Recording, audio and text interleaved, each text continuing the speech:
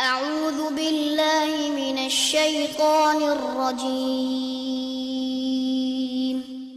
بسم الله الرحمن الرحيم الحمد لله رب العالمين والصلاة والسلام على نبينا محمد وعلى آله وصحبه أجمعين اما بعد۔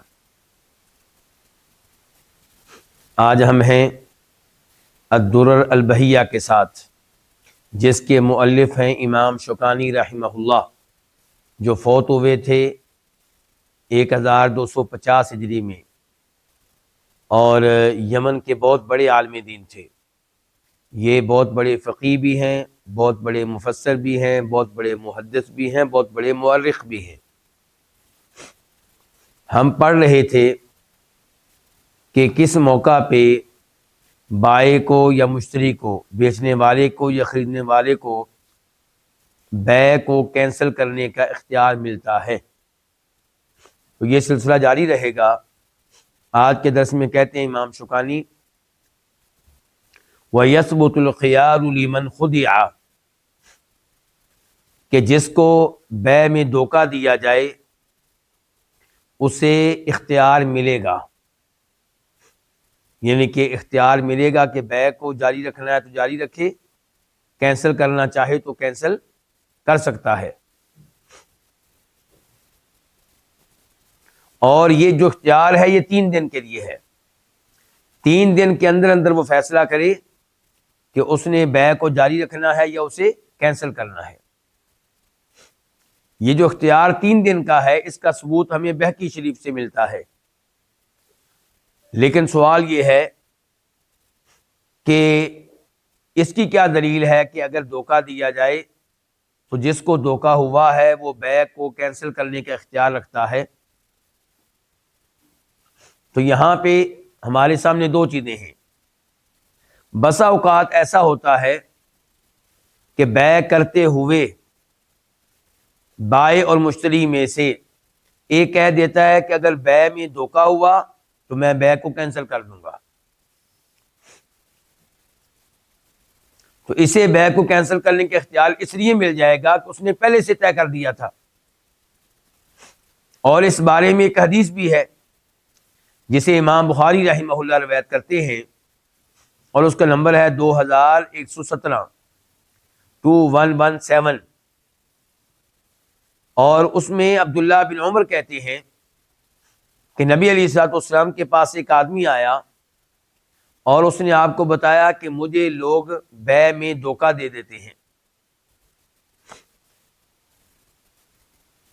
تو آپ علیہ الصلوۃ والسلام نے اس سے کہا تھا اذا بایعت فقل لا خلابہ، جب تم کسی سے بیع کرو تو بیع کرتے ہوئے کہہ دو کہ دھوکہ نہیں چلے گا، تمہارے لیے جائز نہیں ہے کہ مجھے دھوکہ دو، مجھے دھوکہ دو گے تو پھر بیع کو پکا رکھنا یہ میری مرضی ہوگی۔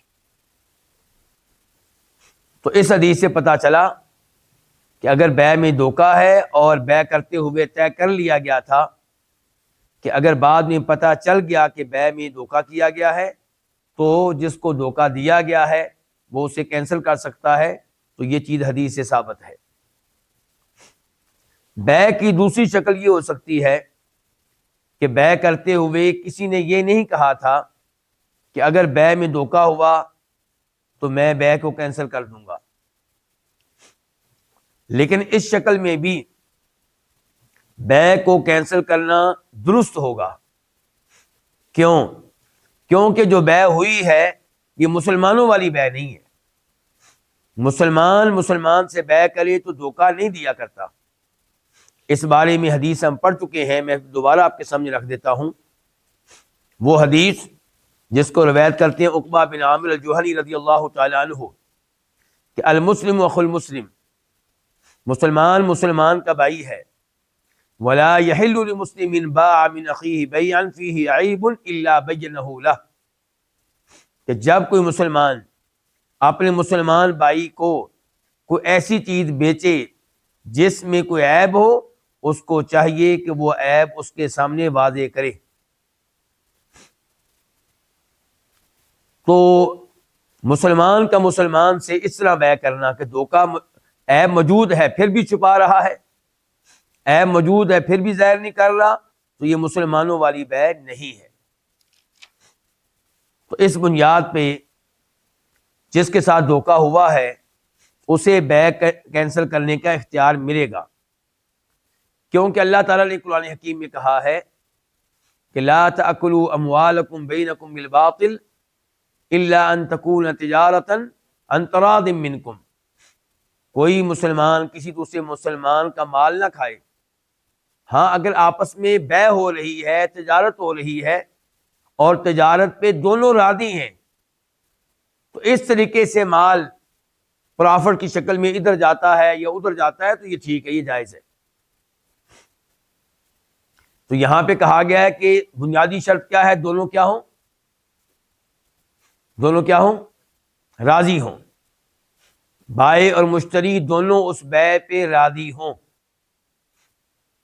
تو یہاں پہ جو بیع کی گئی ہے اس میں دھوکہ دیا گیا ہے۔ اگر یہ چیز اس کو معلوم ہو جاتی بیع کرتے وقت، کیا وہ بیع کرتا؟ نہ کرتا۔ تو اس نے بیع کی ہے اس شکل میں کہ دھوکہ، اس میں کوئی دھوکہ نہیں ہے، اس میں کوئی عیب نہیں ہے، جس بیع پہ وہ راضی ہوا تھا وہ اور تھی، اور جو بیع بعد میں سامنے آئی ہے وہ کچھ اور ہے۔ تو اس کا مطلب یہ ہے کہ اس بیع میں تراضی نہیں ہے، باہمی رضامندی نہیں ہے۔ تو اس لحاظ سے جس کو دھوکہ ہوا ہے اسے اختیار ملے گا کہ وہ بیع کو کینسل کر سکتا ہے۔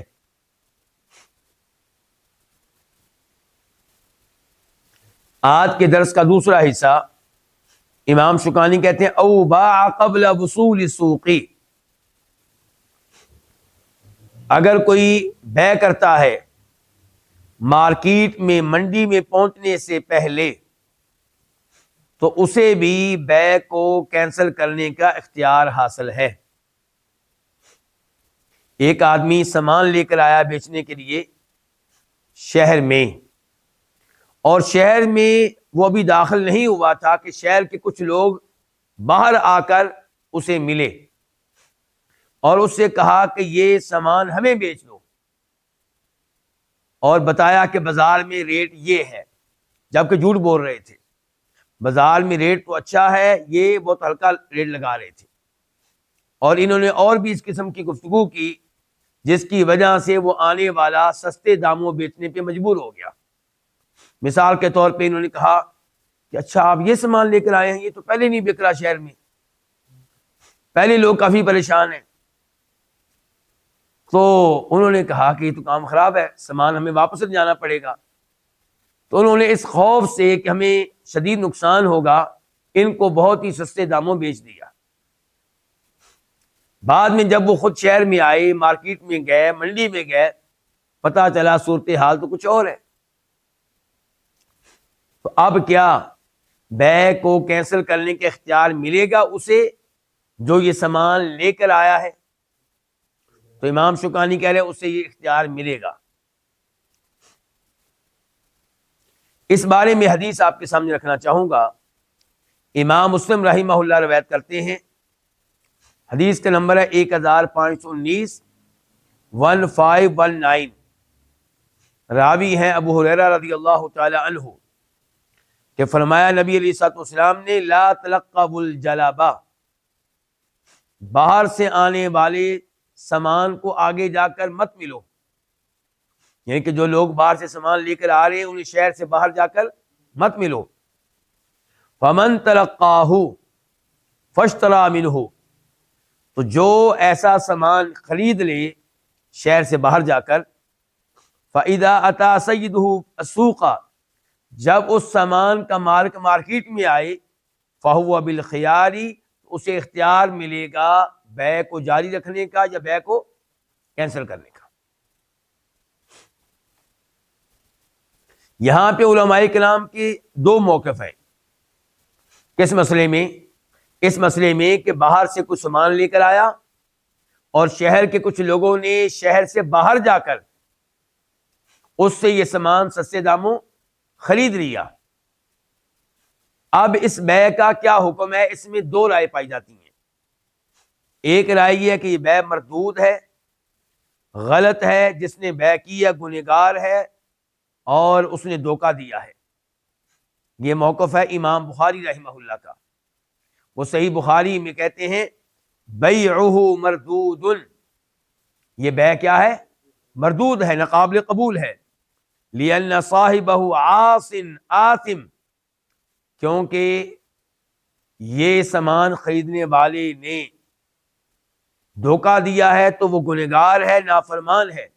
اذا کان بہ عالما، جبکہ اسے یہ صورتحال معلوم تھی۔ وہو خداع فی البیع، اور یہ بیع میں دھوکہ دینا ہے۔ تو امام بخاری کی رائے یہ ہے کہ یہ بیع ناقابل قبول ہے، ختم ہے یہ بیع۔ دوسرا موقف یہ ہے کہ یہ بیع تو حرام ہے لیکن بیع ہو گئی ہے۔ امام بخاری کا موقف کیا تھا؟ یہ بیع ہوئی نہیں۔ دوسرا موقف یہ کہ بیع حرام ہے لیکن بیع ہو گئی ہے، البتہ جس کے ساتھ دھوکہ ہوا ہے اب اس کی مرضی ہے کہ وہ کیا چاہتا ہے۔ پہلا موقف کیا تھا کہ بیع ہوئی نہیں، اس کی مرضی نہیں چلے گی، بس بیع ختم۔ اور دوسری رائے یہ ہے کہ بیع ہو چکی ہے، دھوکہ دینا حرام تھا، گناہ تھا، اب اس کو اختیار ہے کہ یہ بیع کو جاری رکھنا چاہتا ہے کہ کینسل کرنا چاہتا ہے۔ یہ دوسرا موقف انشاءاللہ راجح ہے۔ کیسے پتہ چلا آپ کو کہ راجح ہے؟ کون دلیل دے گا اس کی؟ ابھی حدیث سنی آپ نے، اللہ کے نبی کہہ رہے ہیں علیہ السلام، مسلم شریف کی حدیث ہے کہ ایسی بیع ہو جانے کے بعد یہ بیع کرنے والا، یہ سامان بیچنے والا جب مارکیٹ میں آئے گا تو اس کو اختیار ہے۔ اس کا مطلب بیع ہو چکی ہے، پھر اس کو اختیار ہے کیا وہ کیا چاہتا ہے، اس کا مطلب بیع ہو چکی ہے، اب کینسل کرنا چاہتا ہے تو کر دے۔ اور امام بخاری کی رائے یہ تھی کہ بیع ہوئی نہیں سرے سے۔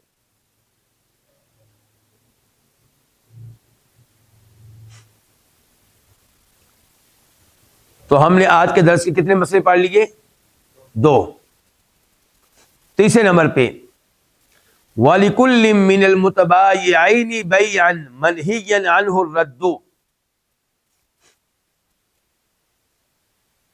کوئی بھی ایسی بیع منہی عنہ جس سے منع کیا گیا ہو، یہ بیع کرنے والے بائع اور مشتری میں سے ہر ایک کو الرد حق حاصل ہے اس بیع کو مسترد کر دینے کا، اس بیع کو ریجیکٹ کر دینے کا۔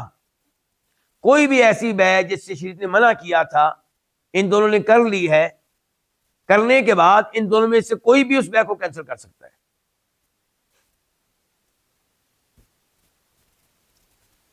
سب سے پہلے اس مسئلے میں حدیث کی طرف آتے ہیں۔ مسلم شریف کی حدیث ہے، نمبر ہے 1594، 1594۔ راوی ہیں ابو سعید خدری رضی اللہ تعالی عنہ کہ نبی علیہ الصلوۃ والسلام کے پاس کھجوریں لائی گئیں۔ کھجوریں بڑی شاندار تھیں۔ آپ نے کہا کہ یہ ہماری کھجوریں تو نہیں لگتی۔ تو ایک آدمی نے کہا کہ اللہ کے رسول علیہ الصلوۃ والسلام، ہم نے 2 سا نکمی ردی کھجوریں دے کر یہ شاندار کھجوریں خریدی ہیں، 2 سا کے بدلے میں 1 سا۔ 2 سا تقریباً کتنے کلو ہوتے ہیں؟ آپ لوگوں کو کئی دفعہ بتا چکا ہوں جی۔ 2 سا 5 کلو ہو گئے نا۔ 1 سا کو آپ لگائیں 2.5 کلو، تو 2 سا کتنے ہو گئے؟ 5 کلو۔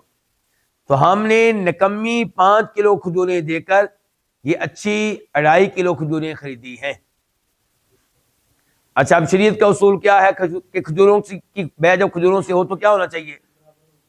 دونوں طرف سے برابر مقدار ہونی چاہیے۔ یہاں پہ غلط بیع ہو چکی ہے، غلط بیع۔ فقال، تو آپ علیہ الصلوۃ والسلام نے کہا، ھذا الربا، یہی تو سود ہے۔ فردوہ، اس بیع کو کیا کرو؟ مسترد کر دو، ختم کرو، کینسل کرو اس کو۔ ثم بیعوا تمرنا، پھر ہماری نکمی کھجوریں بیچو، واشتروا لنا من ھذا، اور پیسوں کے ساتھ پھر یہ اچھی کھجوریں خرید لو۔ تو اب یہ بیع جو ہے شریعت نے اسے منع کیا کہ نہیں کیا؟ تو امام شوکانی کہہ رہے ہیں کہ ایسی بیع جس سے شریعت نے منع کیا جب بھی ہو جائے تو بائع مشتری میں سے کوئی بھی اس بیع کو کیا کر سکتا ہے؟ کینسل کر سکتا ہے، مسلط کر سکتا ہے۔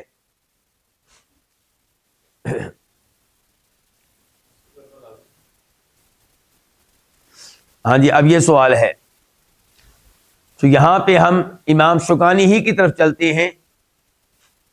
یہ اسی مسئلے کی وضاحت کرتے ہوئے کہتے ہیں کہ ہم نے کیوں کہا ہے کہ یہ یہاں پہ اختیار ملے گا۔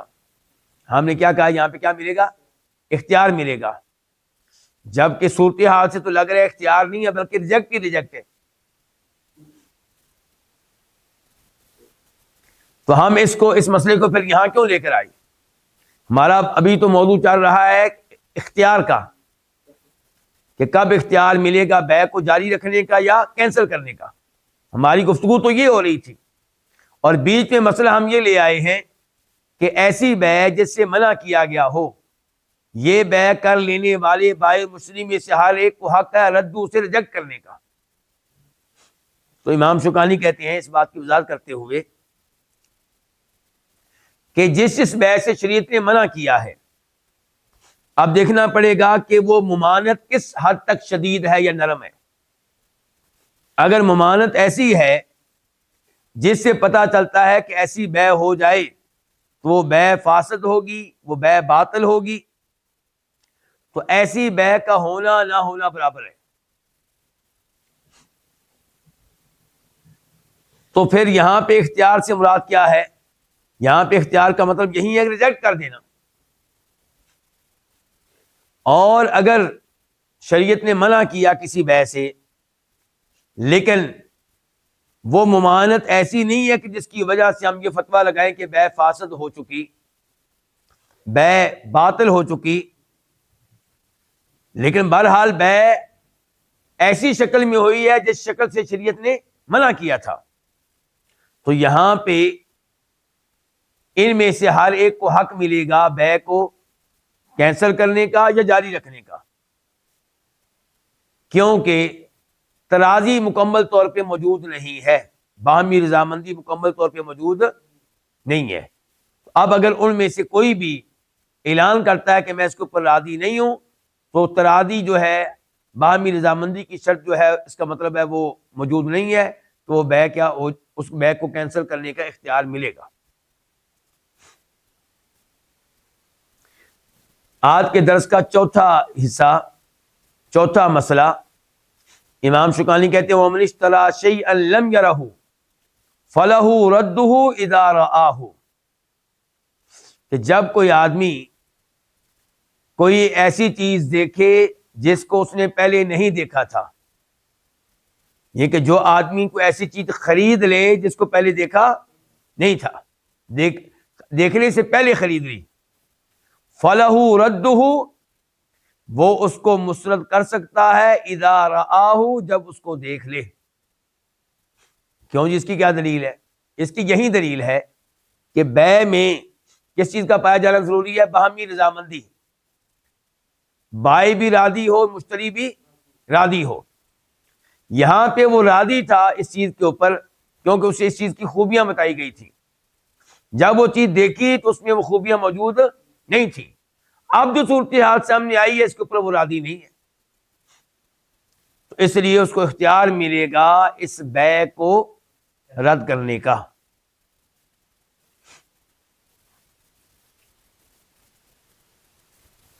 آج کے درس کا مسئلہ نمبر 5، امام شوکانی کہتے ہیں وَلَهُ رَدُّ مَا اشْتَرَاهُ بِخِيَارٍ مُدَّةً مَعْلُومَةً قَبْلَ انقضائها، وَلَهُ، اور اس کو اختیار ملے گا اس چیز کو رد کر دینے کا جس کو اس نے خریدا ہے،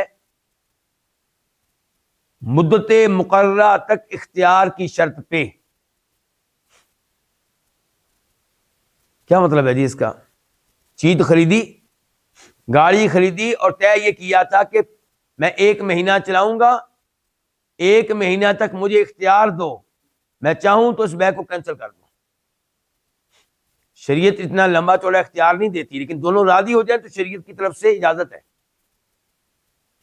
شریعت اختیار دیتی بیع کو کینسل کرنے کا کب تک؟ جب تک کہ دونوں آپس میں جدا نہیں ہو جاتے۔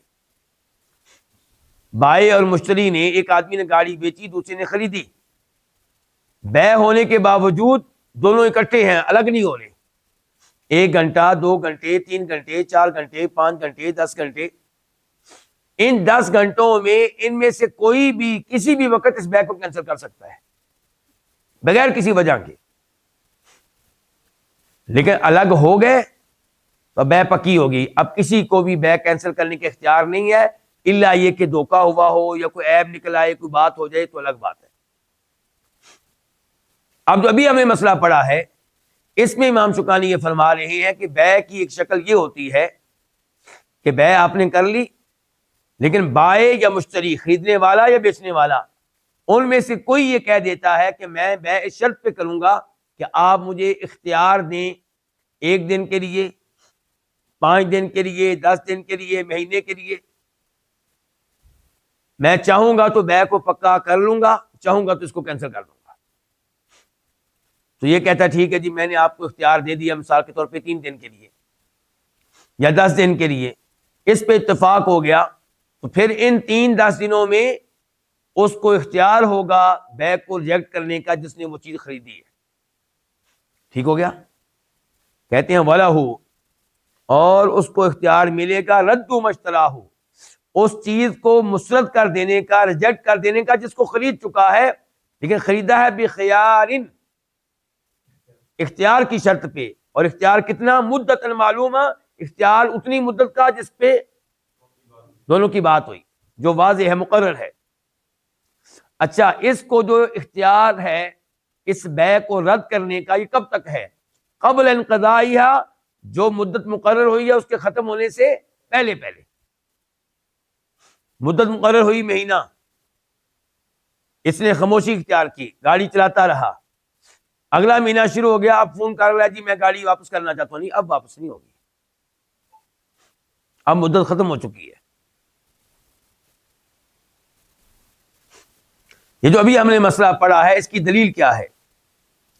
امام بخاری رحمہ اللہ روایت کرتے ہیں، حدیث کا نمبر ہے 2113، 2113، اور امام مسلم روایت کرتے ہیں، نمبر ہے 1531، 1531۔ راوی ہیں عبداللہ بن عمر رضی اللہ عنہما، کہ فرمایا نبی کریم صلی اللہ علیہ وسلم نے، کل بیعین لا بیع بینہما حتی یتفرقا الا بیع الخیار، کوئی بھی بائع اور مشتری ہوں، ان کے درمیان بیع پکی نہیں ہوگی جب تک کہ وہ جدا نہ ہو جائیں۔ جدا ہونے کے بعد بیع پکی ہو چکی، سوائے بیع الخیار کے، سوائے اس بیع کے جس میں اختیار دیا گیا ہے مشتری کو، آپشن دیا گیا ہے مشتری کو بیع کو جاری رکھنے کا یا کینسل کرنے کا، تو وہاں پہ اس کو حق حاصل ہوگا کہ وہ بیع کو کینسل کر سکتا ہے کوئی وجہ بتائے بغیر بھی۔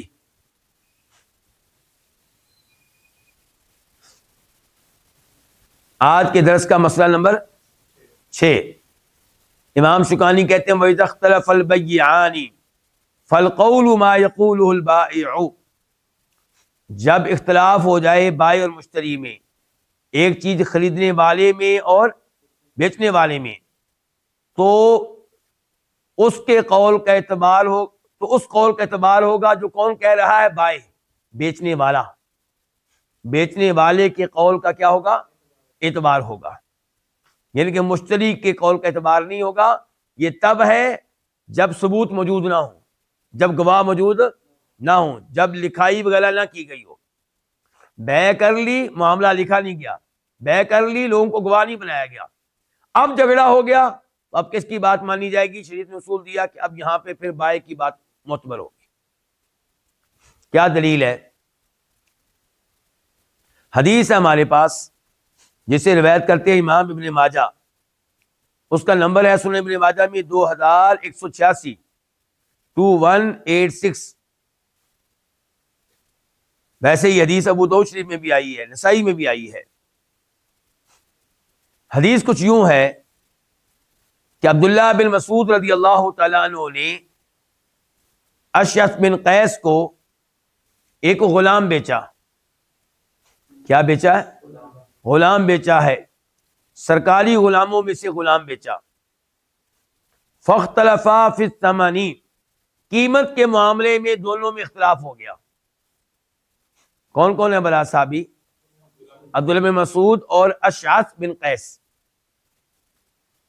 عبداللہ بن مسعود کا موقف یہ تھا کہ بیتک بعشرین الفا، میں نے آپ کو 20,000 میں بیچا تھا. کتنے میں؟ 20,000 میں. وقال الاشعث، اشعث نے کہا نہیں جی میں نے تو آپ سے 10,000 میں خریدا تھا. اب دونوں صحابی ہیں، جھوٹا دونوں میں سے کوئی بھی نہیں ہے، لیکن ایک بھول گیا ہوگا، ایک کو غلط فہمی ہو گئی ہوگی.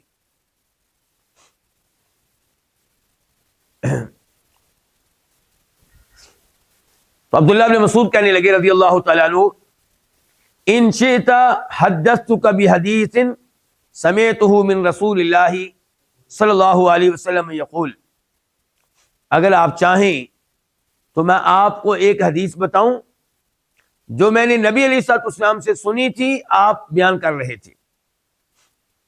اشعث کہنے لگے بہت اچھی بات آپ بتائیں. کہنے لگے کہ اللہ کے نبی نے فرمایا تھا علیہ الصلوۃ والسلام، اذا اختلف البیعان، جب بائع اور مشتری میں کیا ہو جائے؟ اختلاف. ولیس بینہما بینہ، اور دونوں کے مابین گواہ موجود نہ ہوں. والبیع قائم بعینہ، اور وہ سامان جو بیچا گیا تھا وہ اسی حالت میں موجود ہے، ابھی اس میں کوئی تبدیلی نہیں ہوئی. فالقول ما قال البائع، تو آپ علیہ الصلوۃ والسلام نے فرمایا تھا کہ اس کا قول معتبر ہوگا، تو وہ قول معتبر ہوگا جو کون کہہ رہا ہے؟ بیچنے والا، بائع کہہ رہا ہے. او یترادان البیع، یا پھر دونوں بیع کو ختم کر دیں. بائع کی بات مانی جائے گی، اگر مشتری کہتا ہے نہیں تمہاری ماننی، پھر دونوں بیع کو کیا کر دیں؟ ختم کر دیں. یہ حدیث کس نے بتائی ہے؟ عبداللہ بن مسعود نے. انہوں نے سنی تھی کس سے؟ نبی علیہ الصلوۃ والسلام سے. تو اشعث بن قیس سننے کے بعد کہنے لگے فإنی أرى أن أرد البیع، تو پھر میں یہ چاہوں گا کہ اس بیع کو ہم کینسل کر دیں، ختم کر دیں، مسترد کر دیں. فردہ، چنانچہ بیع انہوں نے ختم کر دی. تو اس حدیث سے پتہ چلا کہ بائع اور مشتری میں جب بھی اختلاف ہوگا، عام طور پہ اختلاف کس میں ہوتا ہے؟ قیمت کے بارے میں. تو قیمت کے بارے میں جب بھی اختلاف ہوگا اور ثبوت موجود نہیں ہے، لکھائی پڑھائی موجود نہیں ہے، گواہ موجود نہیں ہے، تو کس کی بات معتبر ہوگی؟ بائع کی.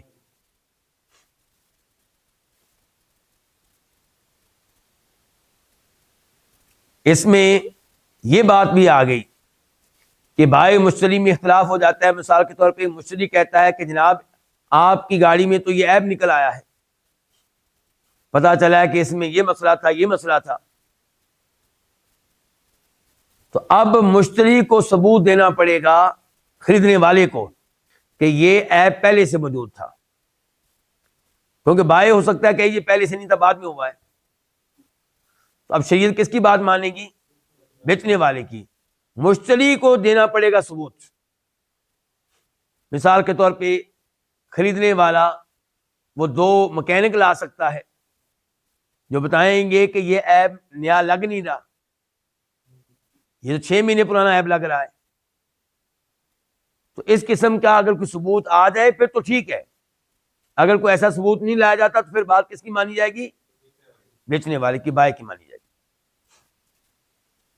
بیع کو کینسل کرنا، کینسل نہ کرنا، اس موضوع پہ جو ہماری گفتگو تھی وہ اپنے اختتام کو پہنچی. اب ہم بڑھتے ہیں ایک نئی گفتگو کی طرف، اور وہ کیا ہے؟ باب السلم. بیع سلم کے بارے میں گفتگو ہونے لگی. کس کے بارے میں؟ بیع سلم، سین لام میم. اس کا دوسرا نام بیع سلف بھی ہے، سین لام فا. اس کو بیع سلف کیوں کہتے ہیں؟ کیونکہ اس میں قرض والی شکل بنتی ہے، اور سلف قرض کو کہتے ہیں. اس کو بیع سلم کیوں کہتے ہیں؟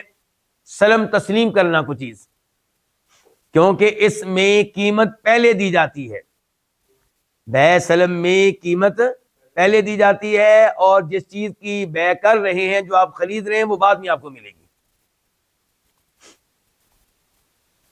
یہ جو بیع ہے یہ شریعت کے عام اصولوں سے ذرا ہٹ کر ہے۔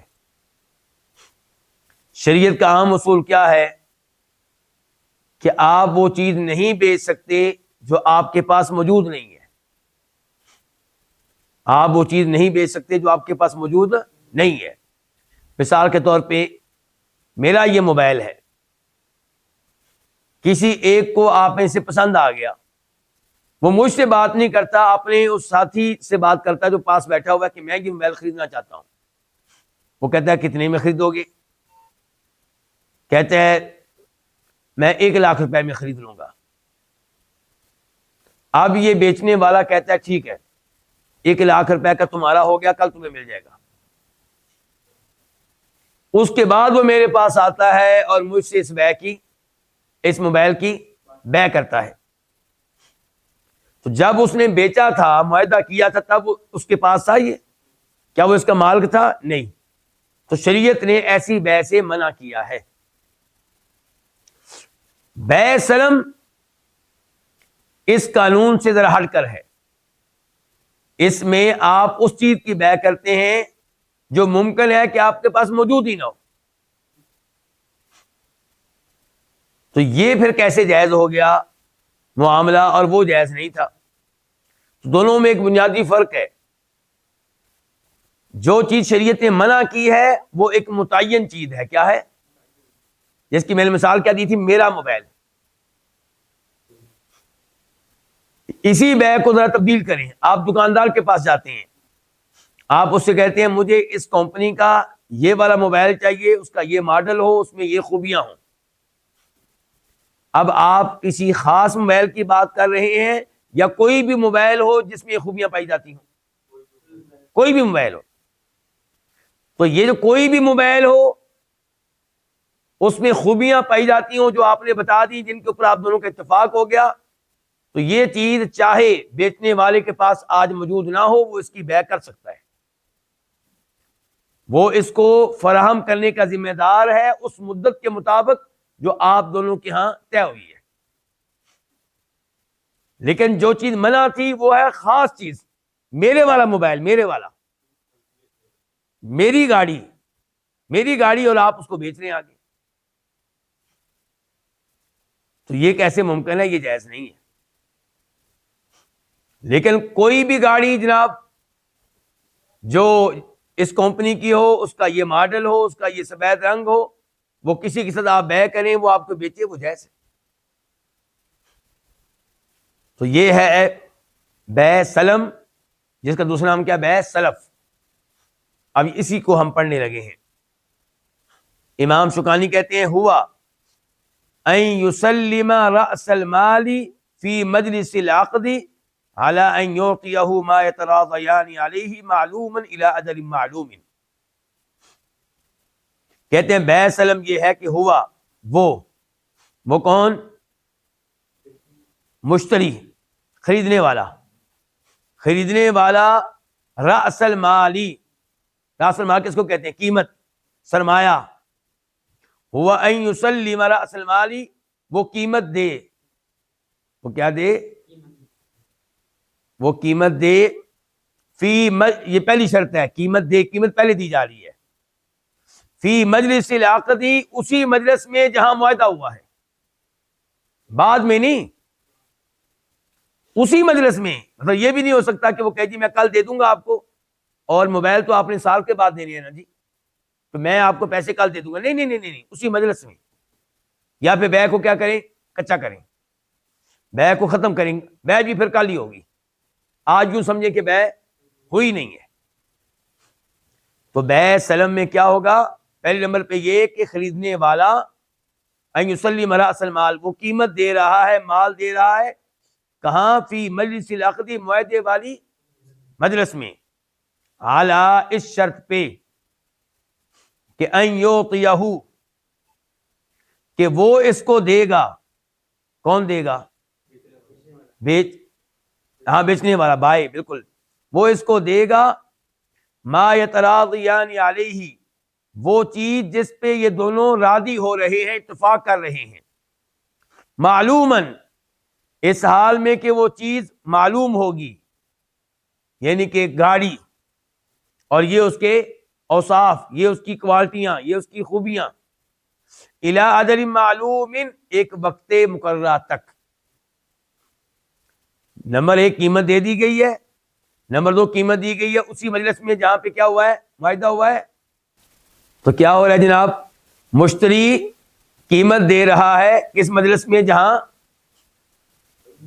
معاہدہ ہوا ہے، اور اس بات پہ شرط، یعنی اتفاق اس بات پہ کرتے ہیں کہ وہ جو بائع ہے وہ اس کو وہ چیز دے گا جس پہ وہ دونوں راضی ہوئے ہیں، اور وہ چیز کیا ہے، معلوماً واضح ہے، ہر لحاظ سے واضح ہے، رنگ واضح، ہر چیز واضح، کوئی بھی ایسی چیز جس میں جھگڑا ہو سکتا ہے وہ مجہول، وہ نامعلوم نہیں ہونی چاہیے، الی اجل معلوم، اور یہ بھی طے ہو جائے کہ وہ چیز کب ملے گی، کب وہ دے گا۔ مثال کے طور پہ مارچ کے مہینے میں 15 تاریخ کو دے گا، بلکہ یہ بھی طے ہونا چاہیے کہاں پہ آ کے دے گا۔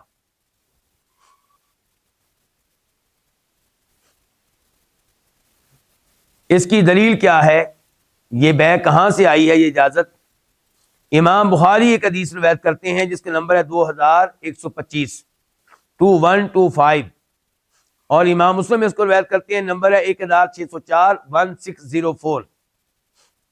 راوی ہے عبداللہ ابن عباس رضی اللہ تعالیٰ عنہما، وہ کہتے ہیں قادم النبی صلی اللہ علیہ وسلم المدینہ تھا، نبی علیہ السلام مدینہ آئے، وہم یسلفون بالتمر السنتین والثلاث، جبکہ اہل مدینہ بیع سلف کیا کرتے تھے کھجوروں کی 2 سال کے لیے یا 3 سال کے لیے۔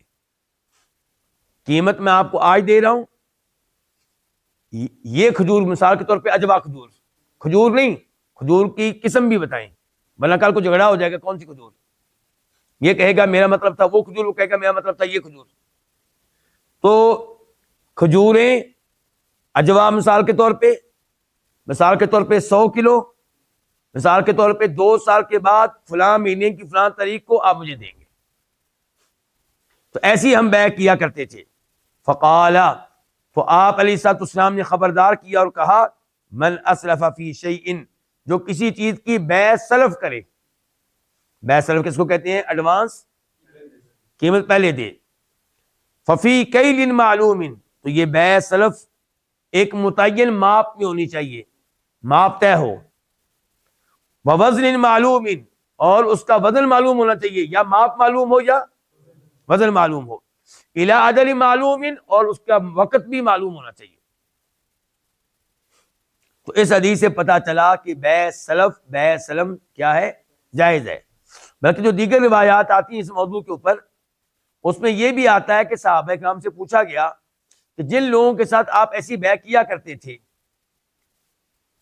یعنی کہ صحابہ کرام یہ بھی بتاتے ہیں نا کہ ہمارے پاس لوگ شام سے آتے تھے، کسان کہاں سے آتے تھے، شام سے، ہم ان کے ساتھ بیع کرتے تھے گندم کی، جو کی، تیل کی۔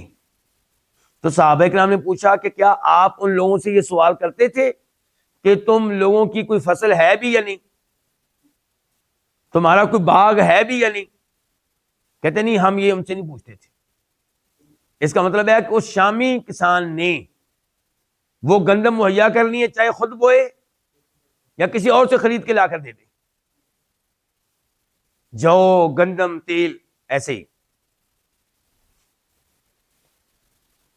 اس کے بعد کہتے ہیں امام شوکانی رحمہ اللہ، وَلَا يَأْخُذُ إِلَّا مَا سَمَّاهُ أَوْ رَأْسَ مَالِهِ، اور یہ نہیں لے گا کون، مشتری، خریدنے والا، قیمت پیشگی ادا کرنے والا، یہ نہیں لے گا الا ما سماہو، مگر وہی چیز جس کا نام لیا تھا، جس کا اتفاق ہوا تھا، گندم ہے یا جو ہے یا کھجوریں ہیں، اور رأس مالہ، ورنہ پھر اپنی قیمت واپس لے لے گا۔